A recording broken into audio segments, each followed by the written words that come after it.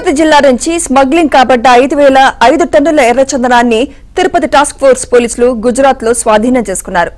అన్నమయ్య జిల్లాలో 2 ఎర్రచందనం స్మగ్లర్లను అదుపులోకి తీసుకుని ప్రశ్నించడంతో ఈ విషయం బయటపడింది. దీంతో 3.5 కోట్ల రూపాయల విలువైన 255 దుంగలను సీజ్ చేసినట్టు జిల్లా ఎస్పీ సుబ్బారాయుడు తెలిపారు.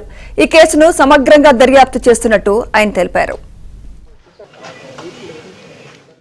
పోలీసు వారి యొక్క సహకారంతో ఇమ్మీడియట్గా అక్కడున్న ఈ మెటీరియల్ మొత్తం అంతా దాదాపు 255 రెడ్ శాండిల్ లాగ్స్ని దాదాపు 5 tons and almost 3.5 crores value చేసే రెడ్ శాండిల్ని సీజ్ చేయడం జరిగింది.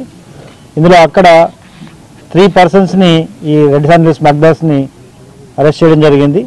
దీంతోపాటు ముందు అన్నమయ్య జిల్లా ఇద్దరిని అరెస్ట్ చేయడం జరిగింది. ఈ కేసులో ఫర్దర్ ఇంకా ఫార్వర్డ్ బ్యాక్వర్డ్ లింకేజెస్ను పూర్తిగా వెరిఫై చేసి ఇంకా తదుపరి చర్యలు కూడా తీసుకోవడం జరుగుతుంది.